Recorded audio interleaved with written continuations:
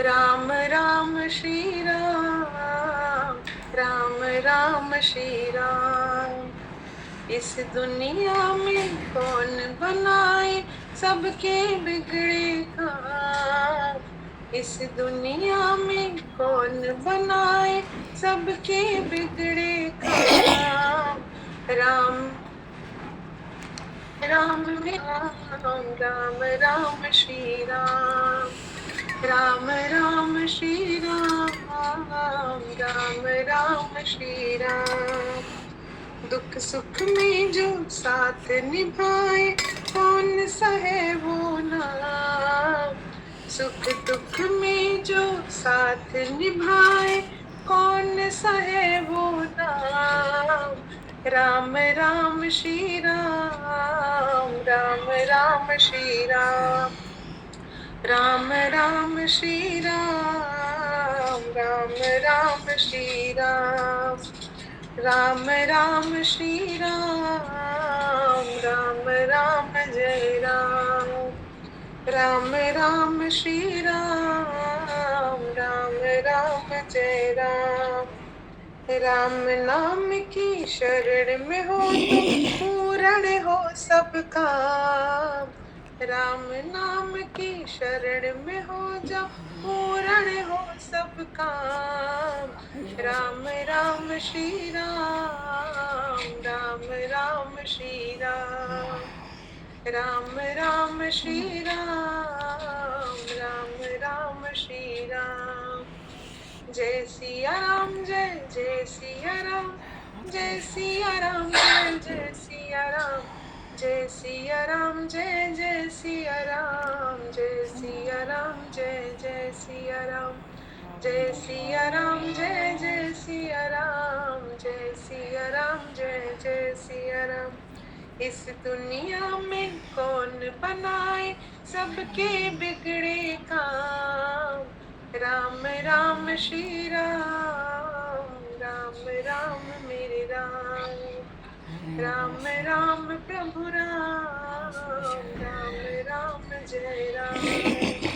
श्री राम जय राम, जय जय राम, श्री राम जय राम, जय जय राम, श्री राम जय राम, जय जय राम, श्री राम जय राम, जय जय राम। राम राम श्री राम, राम राम मेरे राम, राम राम श्री राम, राम राम मेरे राम।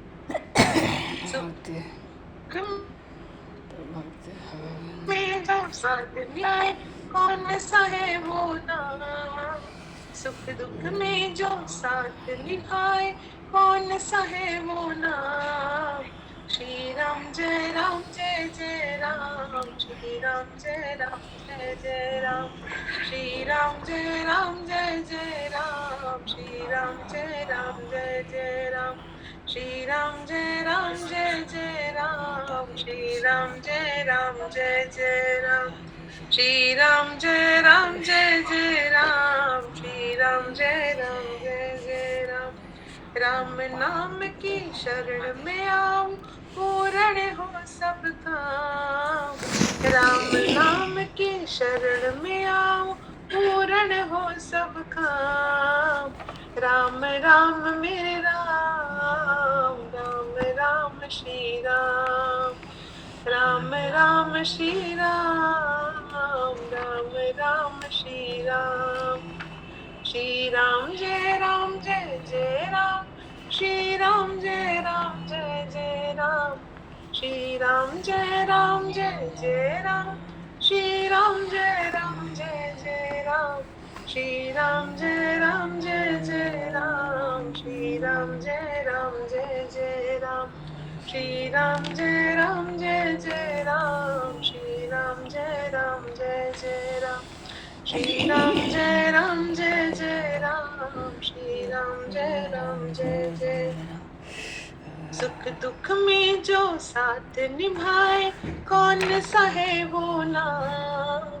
श्री राम जय राम, जय जय राम, श्री राम जय राम, जय जय राम, राम राम श्री राम, राम राम मेरे राम, श्री राम जय राम जय जय राम, श्री राम जय राम जय जय राम, श्री राम जय राम जय जय राम, श्री राम जय राम जय जय राम, श्री राम जय राम जय जय राम, श्री राम जय राम जय जय राम, श्री राम जय राम जय जय राम, श्री राम जय राम जय जय राम, श्री राम जय राम जय जय राम, श्री राम जय राम जय जय राम।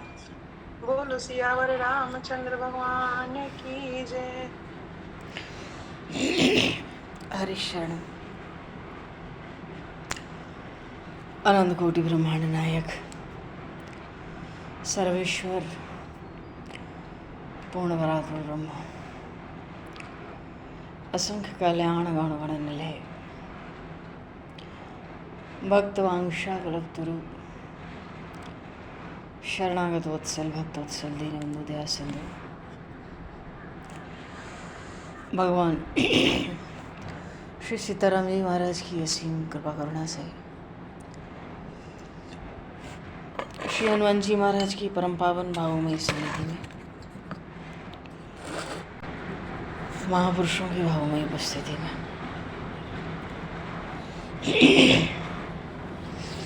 एवं आप सभी श्रद्धालु भक्तों की सन्निधि में मानव जीवन का सर्वोत्कृष्ट फल भगवत गुणगान भगवत स्मरण का लाभ हम सभी सत्संग के माध्यम से प्राप्त करने जा रहे हैं। सर्वप्रथम आप सभी भक्तजनों के श्री चरणों में भगवत भाव से सादर वंदन सादर नमन। आप सभी को यथा योग्य जय श्री राम जय जय श्री राधे हरि शरण ताई और हरि बोल।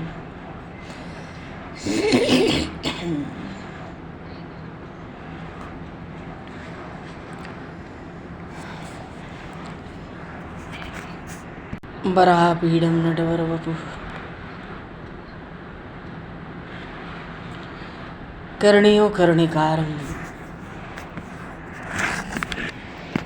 विभ्रदवास कनक कपिसम वैजयंतीं च मालां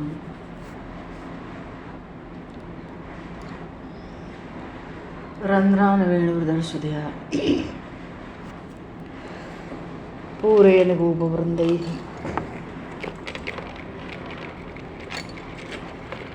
वृंदारण्यं सौदरवनं प्राविशद गीत कीर्ति।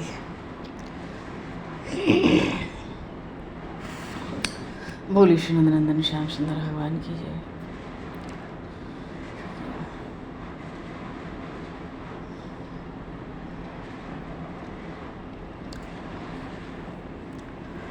श्रीमद् भागवत महापुराण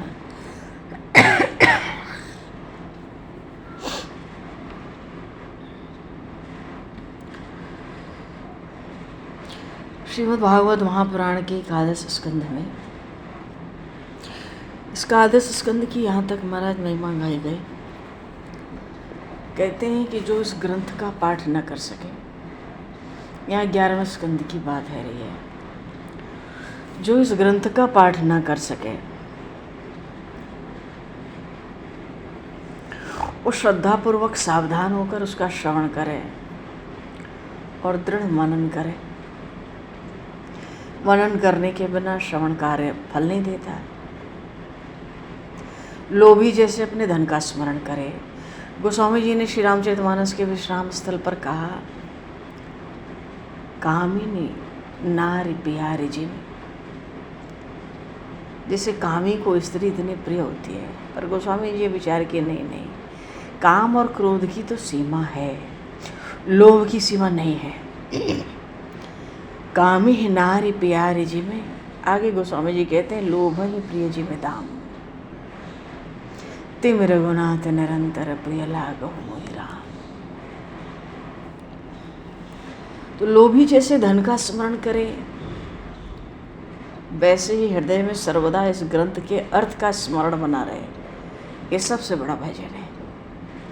क्योंकि भगवान श्री कृष्ण ने उद्धव जी के 33 प्रश्नों का उत्तर दिया और ऐसा कोई तत्व नहीं है, ज्ञान योग, कर्म योग, भक्ति योग अथवा तो भागवत धर्म, जिसमें जिसके हर पक्ष को भगवान ने खोल के न रखा हो सहज करके। इसलिए जो जिज्ञासु हैं, अर्थ हैं, यथार्थी भक्त हैं, तो ये तो जो जिज्ञासु अर्थ और यथार्थी भक्त हैं, इन भक्तों को छोड़ मेरी चौथी भक्ति, भगवान कहते हैं, पराभक्ति सिद्ध होगी। क्योंकि जो चौथी भक्ति है पराभक्ति, वो ऐसी भक्ति है कि उसके क्रिया मात्र से, आचरण मात्र से भगवान कहते हैं मेरा दर्शन सिद्ध होता है। इसीलिए इसको पराभक्ति कहते हैं। और जब ये सिद्ध हो जाती है तो कर्म के बंधन से छुटकारा मिलता ही है।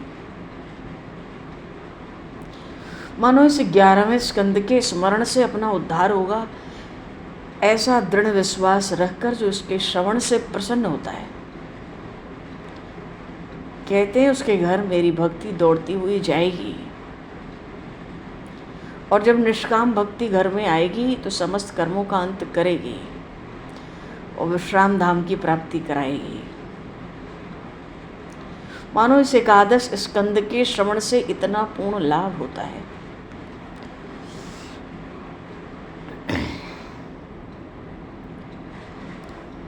अधिक मास जब से आरंभ हुआ तब से 11 स्कंद का ही स्मरण चल रहा है।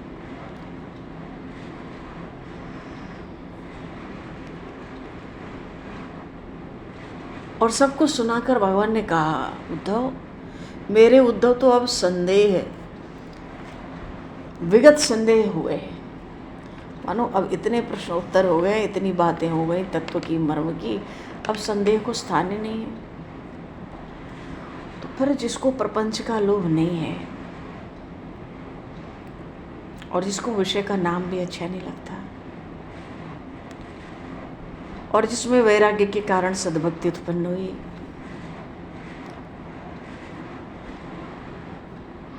जिनको जन्म मरण और संसार के बंधन से छूटने की उतावली है, साधवे शुचये ब्रुयाद भक्ति शाश्वत शुद्ध योषतान, भगवान कह रहे हैं,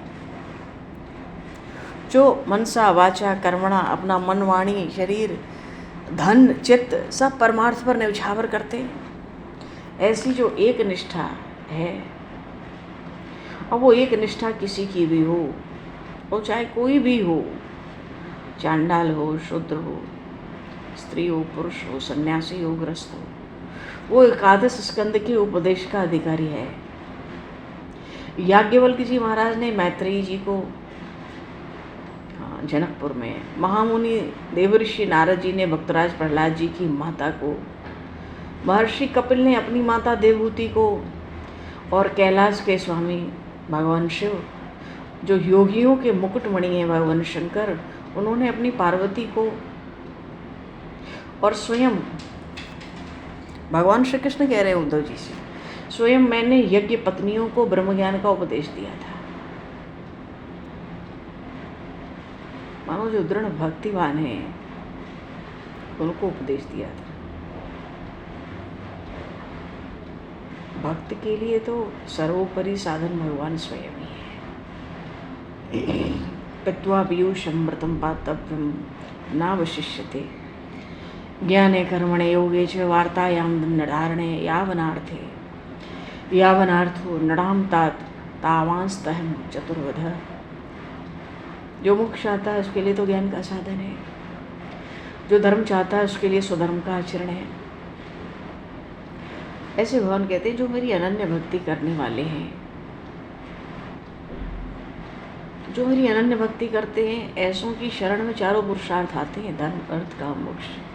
इसलिए देवता भी उसकी वंदना करते हैं। लेकिन अपने भक्त का धर्म, अर्थ, काम और मोक्ष मैं ही हूँ। क्योंकि जो अभक्त है, अगर उसके पुण्यों का नाश हो गया तो उसका फिर जन्म होता है, लेकिन जो सच्चा भक्त है भोग भोगते हुए भी नित्य मुक्त है। आप ये भगवान उद्धव जी से कहते हैं तुम्हारा चारों पुरुषार्थ मैं ही हूँ, धर्म, अर्थ, काम, मोक्ष, तुम्हारा तो चारों पुरुषार्थ मैं ही हूँ।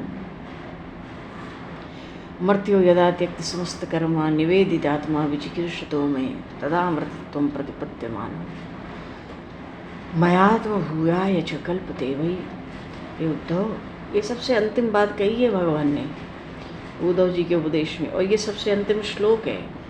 इसके बाद भगवान ने उद्धव जी को आज्ञा दी, तुम बद्रिकाश्रम चले जाओ, द्वारिका समंदर में डूबने वाली है 7वें दिन। तुमको उपदेश दे दिया, मेरे पीछे ये मेरी वाणी भागवत धर्म, इसी के रूप में, भागवत के रूप में ही मैं विराजमान रहूँगा। ये अंतिम श्लोक कहा भगवान ने उद्धव जी से, मर्त्यो यदा त्यक्त समस्त कर्मा निवेदितात्मा विचिकीर्षतो में तदा अमृतत्वं प्रतिपद्यमानो मयात्म भूयाय च कल्पते वही। उपदेश के रूप में अंतिम श्लोक है। ये उद्धव, मुझे जो अनन्य भाव से भजते हैं, मुझे अनन्य भाव से भजने वालों का धर्म, अर्थ और काम, इन तीनों को पूर्ण करके मैं उनको अपने रूप में समाहित कर लेता हूँ, क्योंकि जो मेरा भजन है वो उसके मन का स्वधर्म आचरण है। और भक्त को अगर भोग की इच्छा होती है तो उस भोग को भोग कर मेरे भजन के योग से निष्काम हो जाता है। और मेरी जो सामर्थ्य है वही मेरे भक्त की अर्थ संपत्ति है। तो सार बात यह है, संपूर्ण भागवत का भगवान कह रहे हैं, अनन्य प्रेम से जो सब प्राणियों में मेरी भक्ति करने वाला है उसके शरण में चारों मुक्तियाँ आती हैं। और भक्तों को मुक्ति तो स्वतः सिद्ध होती है। अब बालक हट कर ले और माँ का पैर पकड़ ले तो माँ को धन खर्च करके उसका हट पूरा भी तो करना पड़ता है। ऐसे ही मेरे जो भक्त है वो जो इच्छा करता है मैं उसको पूर्ण करके उसे मुक्ति देता हूँ, उसकी अधोगति नहीं होने पाती। इसलिए जो मेरी शरण में आते हैं, मेरी शरण में आने वाले को पूर्ण स्वरूप की प्राप्ति होती है। बच्चे का दुख देख के, बालक का दुख देख के माँ के मन में विषाद होता है। ऐसे ही मेरे भक्त का दुख मुझसे सहा नहीं जाता। गर्भावास का दुख मैंने सहन किया, अम्बरीश राजा को मुक्त किया, भक्त प्रहलाद की रक्षा मैंने की।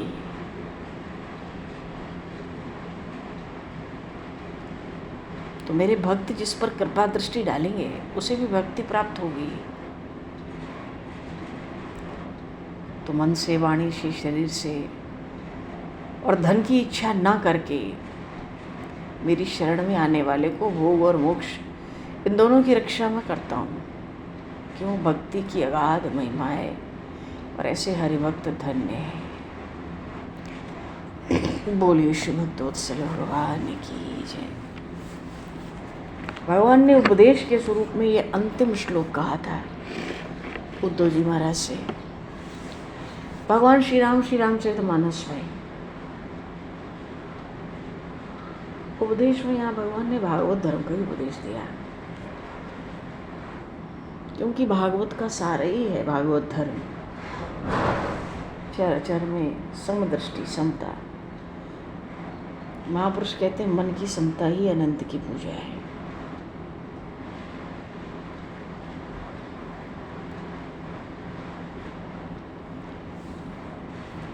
भगवान श्री राम स्पष्ट कहते हैं, बड़े भाग्यवान तन पावा पूरे दरबार में, क्योंकि राजा का धर्म भी होता है प्रजा को उपदेश करके सन्मार्ग में लाना।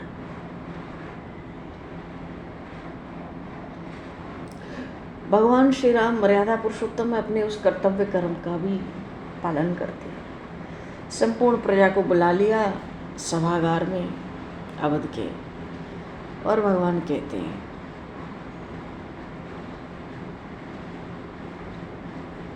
ये राम गीता का प्रसंग है। एक बार रघुनाथ बुलाए, गुरु द्विजपुर वासी सभाए, ऋषि मुनि महर्षि सभाए, सन्यासी सभाए। तो भगवान कहते, मेरी वाणी सुनो। मैं जो कुछ कहता हूँ उसमें कोई हृदय में ममता रख के नहीं करता हूँ, भीतर कोई ममता रह के मैं नहीं कहता हूँ। मानो भीतर कोई आसक्ति नहीं है, कोई मुंह थोड़ा ही है, और अपनी प्रभुता से भी कुछ नहीं कहता हूँ। कोई अन्याय की भी बात नहीं कहता हूँ, फिर भी सुनहु करहु जो तुम्हें सुहाई। सुनो, पहले सुन लो, फिर तुम्हें जो अच्छा लगे तुम वो करो। और कहने के पहले भगवान ये भी कहते हैं, सोई सेवक प्रियतम मम सोई, मम अनुशासन माने जोई। मेरा सेवक, मेरा प्यारा वही है जो मेरी आज्ञा माने, और कुछ अन्याय की बात कहूँ तो भय छोड़ के मुझे रोक देना।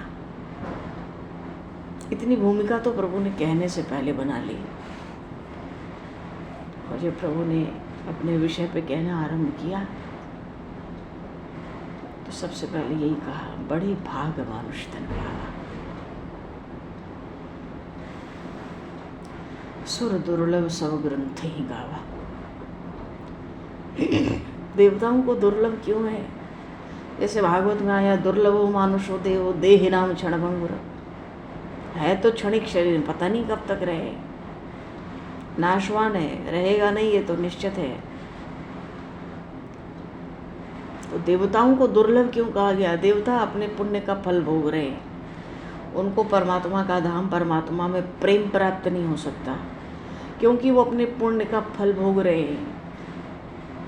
वो नया कर्म नहीं कर सकते कि बीच में ही पुण्य का फल प्रभु नहीं चाहिए, अब आप चाहिए, अब हम भी भजन करके आपको ऊपर ही ऊपर प्राप्त कर ले, नीचे मृत्यु लोक में क्यों जाएं? ये संभव नहीं है। पुण्य का फल भोग के इधर ही आना पड़ेगा। इसलिए कहते हैं सुर दुर्लभ। ये मनुष्य शरीर देवताओं को भी दुर्लभ है, सब ग्रंथ ही गावा। तो सब ग्रंथ ऐसा क्यों कहते हैं? क्योंकि साधन धाम मोक्ष कर द्वारा परमात्मा की प्राप्ति का सब साधन यहीं से, इसी शरीर से होता है। और ऐसा दुर्लभ मनुष्य शरीर पाकर जिसने परलोक नहीं संवारा, तो भगवान कहते हैं, सो परत्र दुख पावई सिर थुने थुने पछताए। उसको बहुत पछताना पड़ेगा। कभी वो काल पर समय को दोष देगा, जीवन में समय ही नहीं मिला। कभी कर्म को दोष देगा, मेरे कर्म बड़े कठिन थे, मुझे भक्ति करने का अवसर नहीं मिला। कभी वो ईश्वर को दोष देता है कि हमारे कर्म में तो ये परमात्मा विधाता ने लिखा ही नहीं था।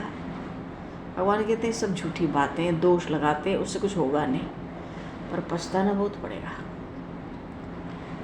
क्योंकि ये जो शरीर मिला, इसका फल ये नहीं है कि संसार के विषय सुख भोगे जाए। और सत्कर्म भी कहाँ तक? सत्कर्म करके देवताओं के लोक को, स्वर्ग को ही तो प्राप्त हो गए। क्योंकि स्वर्ग का जो अंत है वो बड़ा दुखदायी होता है। स्वर्गो स्वल्प अंत दुखदायी। क्योंकि जब पुण्य समाप्त होते हैं तो जो अप्सराएं लेकर विमान में घूमती रहती हैं, विहार करती हैं, वही लात मार के उस जीव को नीचे गिरा देती हैं पुण्य समाप्त होते ही। इसलिए भगवान कहते हैं सत्कर्म करके पुण्य भी इकट्ठा करोगे तो स्वर्ग का अंत भी बहुत दुखदायी है।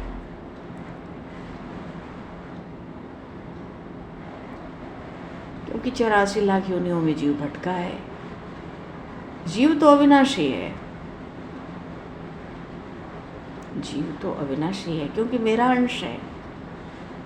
ईश्वर अंश, जीव अविनाशी। आगे का भुसंडी जी ने बात कही है, पर यहाँ पर वो कहते जीव तो अविनाशी है।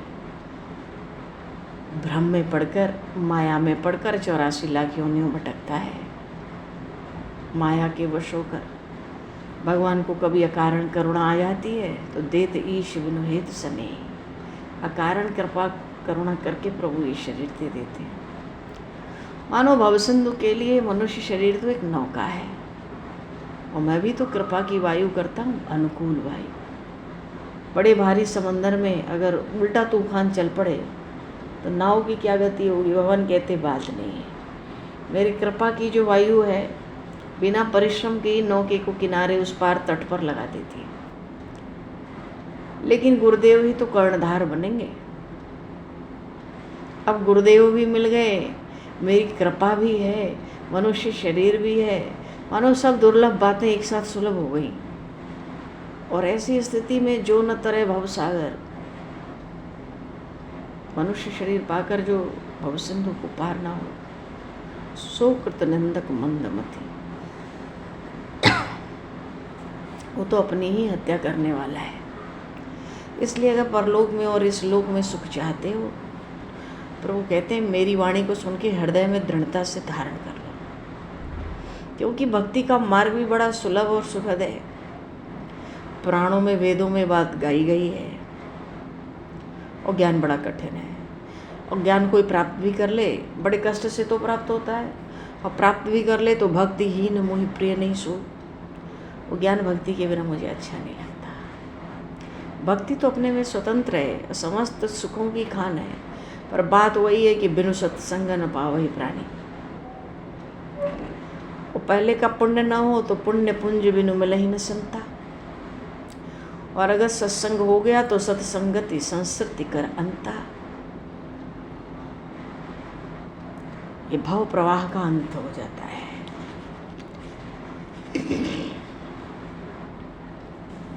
भगवान ने प्रजा को, संपूर्ण प्रजा को, सबको बिठा के उपदेश किया, और पीछे से आखिरी में एक बात कही, और एक गुप्त मत सब ही कहूँ कर जोर। हाथ जोड़ के एक रहस्य की बात और कह देता हूँ भक्ति के मार्ग की, क्या शंकर भजन बिना नर भगति न पावै मोर। और भक्ति मार्ग में क्या प्रयास है, तो क्या चाहिए? प्रभु कहते हैं सरल स्वभाव न मन कुटिलाई। स्वभाव सरल रखो, मन में कोई छल कपट कुटिलता न रखो, दुराव छिपाओ, और जथा लाभ संतोष सदाई, संतुष्ट रहो। जो सुख दुख आवे, जो भी प्राप्त हो जाए, जैसे भी हो, संतुष्ट रहो। और कहलाता मेरा दास है, मोर दास कहा ही नरासा, पर दूसरों से आशा रखता है, और करे तो कहूँ कहा विश्वास। अब ऐसे को दास कैसे माने? कहलाना तो मेरा चाहता है, कहलाता तो मेरा है, और भीतर से आशा किसी और की रखता है। भगवान कहते हैं ज़्यादा क्या मैं कहूँ भक्ति के बारे में, बस इतना ही कहता हूँ, यही आचरण बस से मैं भाई।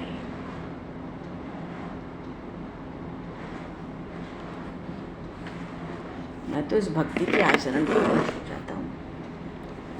तो सार बात भगवान क्या कहते हैं, मम गुण ग्राम नाम रत गत ममता मद मोह। मैं मेरा मोह अभिमान सब छोड़ के मेरा गुणगान रहे, और मेरा नाम मेरत रहे, बस।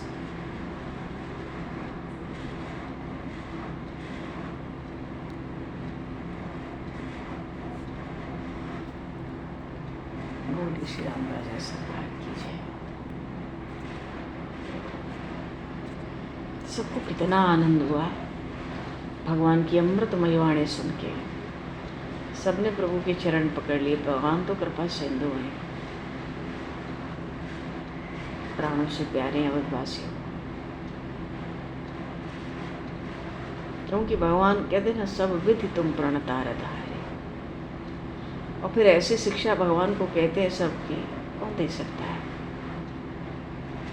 हे तो रहित जग जुग उपकारी, हे तो रहित। कारण इस जगत में कोई कृपा करने वाला है, उपकार करने वाला है तो दो ही हैं। दो ही ऐसे हैं जो अकारण उपकार करते हैं। हे तो रहित जग जुग उपकारी, तुम तुम्हार सेवक असुर। हे प्रभु, एक आप और एक आपके भक्त, नाथ आप और आपके भक्त ही अकारण उपकार करते हैं जीवों का। प्रभु भी बड़े प्रसन्न हो गए। चलो अच्छी बात है। प्रभु की आज्ञा पाके अपने अपने घर भी चले गए, और घर के जिन लोगों ने भगवान की वाणी नहीं सुनी थी, घर में जाके सबको सुना और दिया।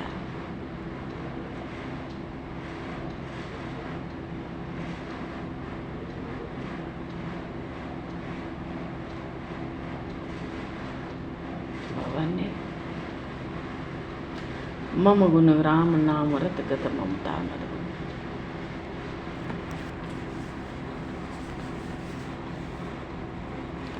और श्रीमद् भागवत महापुराण में भगवान श्री कृष्ण उद्धव जी को सार सार सुनाते हैं।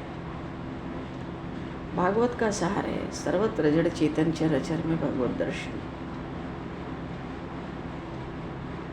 इसको भगवान चौथी भक्ति के ऊपर भी पराभक्ति कहते हैं।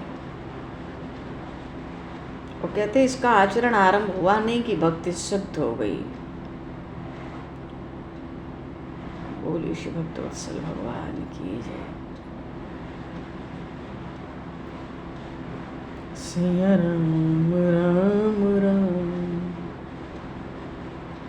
सिया राम राम राम, सीता राम राम राम, सिया राम राम राम, राजा राम राम राम, सिया राम राम राम, राजा राम राम, सीता राम राम राम, सीता राम राम राम, सीता राम राम राम, सीता राम राम राम, राजा राम राम राम, सिया राम राम राम, मेरे राम राम राम, सीता राम राम राम, सिया राम राम राम, राजा राम राम राम, सिया राम राम राम, राजा राम राम, सीता राम राम राम, सीता राम राम राम, राजा राम राम राम, श्री राम राम राम, सीता राम राम राम, सिया राम राम राम, सीता राम राम, सिया राम राम राम, राजा राम राम, सिया राम राम राम, राजा राम। बोले श्यावर रामचंद्र भगवान बांके भरलाल की, श्री गौरी शंकर भगवान की, श्री हनुमान जी महाराज की, श्रीमद् भागवत महापुराण की जय, श्री रामचंद्र जी महाराज की, सब संतन की जय, सब भक्तन की जय, सब गुरुदेव भगवान की जय। जय श्री सीताराम, जय जय श्री राम कृष्ण, नमो पार्वती पते, हर हर महादेव। समय को पुरस्कृत करती हूँ, आवाज़ यहीं पर वाणी को विराम, वाक्य पुष्पांजलि प्रभु के श्री चरणों में सादर समर्पित। आप सभी को भी यथायोग्य जय श्री राम, जय श्री राम, जय श्री ताई गौरी।